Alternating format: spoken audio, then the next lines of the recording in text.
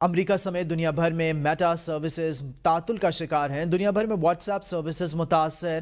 پاکستان اور بھارت میں بھی 91% صارفین کو پیغام بھیجنے اور سرور کنیکشن کے مسائل کا سامنا ہے۔ عالمی سطح پر کروڑوں صارفین موبائل اپلیکیشنز اور ویب پلیٹ فارم استعمال کرنے سے قاصر۔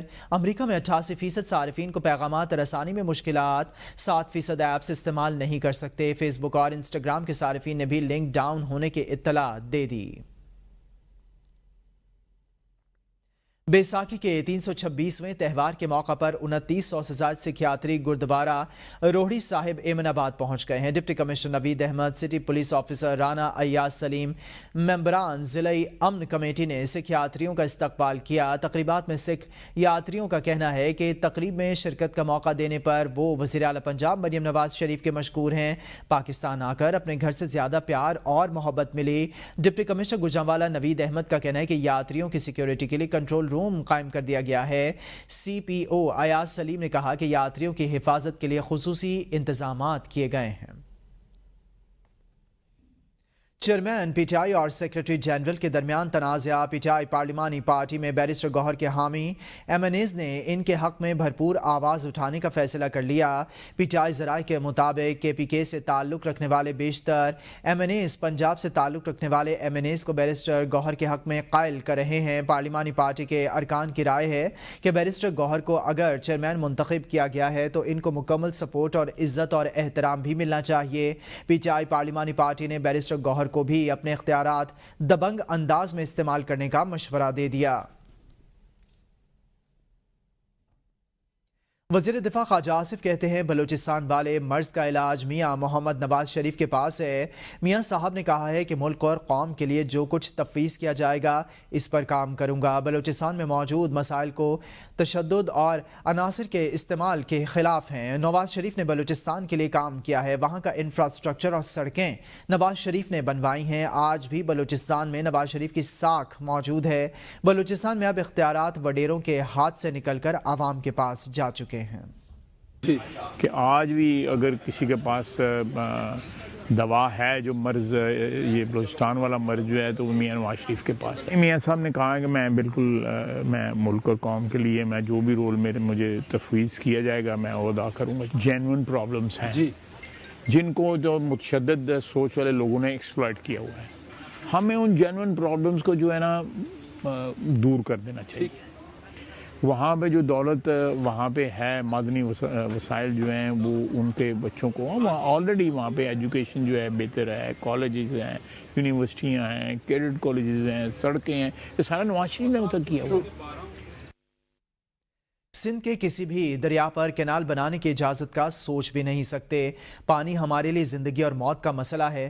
وزیر اعلیٰ سندھ سید مراد علی شاہ کی گفتگو۔ کہتے ہیں کہ وفاقی حکومت کو بارہا اپنے تحفظات سے آگاہ کیا ہے۔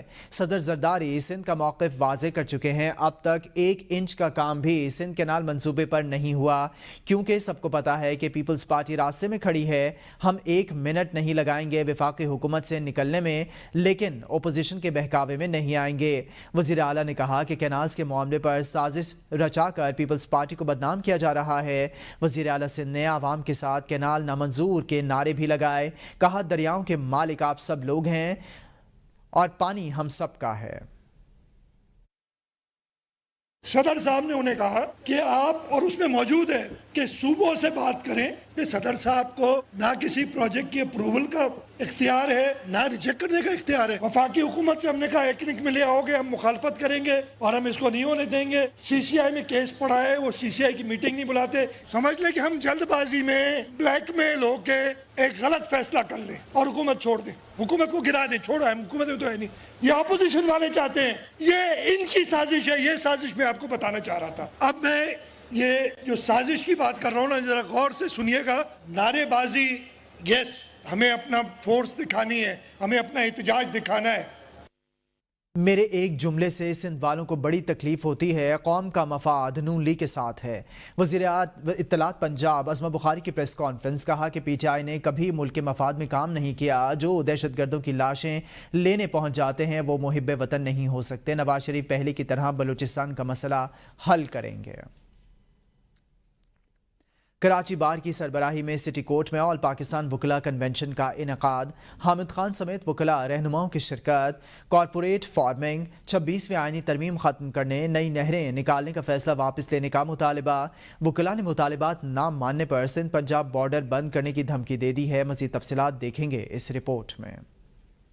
دریائے سندھ پر 6 نہروں کی تعمیر، 26ویں آئینی ترمیم، پیکا ترمیمی ایکٹ اور کارپوریٹ فارمنگ ختم کرنے کے لیے حکومت کو 72 گھنٹے کا وقت دے دیا۔ مطالبات نہ ماننے پر سندھ پنجاب بارڈر بند کر دیا جائے گا۔ کراچی بار کی جانب سے منعقدہ وکلا کنونشن کے دوران رہنماؤں کا کہنا تھا سب سے اہم مسئلہ 26ویں آئینی ترمیم ہے۔ جب تک 26ویں آئینی ترمیم ختم نہیں ہوگی، مسائل ختم نہیں ہوں گے۔ دستور کے جو آرٹیکل ہے 153 آپ اس کو جا کے پڑھیں، اسی دستور میں لکھا ہوا ہے کہ کاؤنسل آف کامن انٹرسٹ ہوگی، وہ common council of common interest جو ہوگی اس کو کانسٹیٹیوٹ کرے گا۔ وکلا نے کہا حکومت 72 گھنٹے میں نہروں سے متعلق متنازع نوٹیفیکیشن واپس لے، 26ویں آئینی ترمیم اور پیکا ترمیمی ایکٹ سمیت دیگر معاملات سے پیچھے ہٹے۔ اگر پانی نہ ہوا، نہ یہ تم گندم کھاؤ گے، نہ میٹھے میپر خاص کے آم کھاؤ گے، نہ خیرپور کی کھجوریں اور جو میٹھے امرود ہیں لاڑکانہ کے وہ کھاؤ گے۔ وکلا نے دھمکی دی اگر حکومت نے نہروں سے متعلق نیا نوٹیفیکیشن جاری نہیں کیا تو سندھ پنجاب بارڈر بند کر دیں گے۔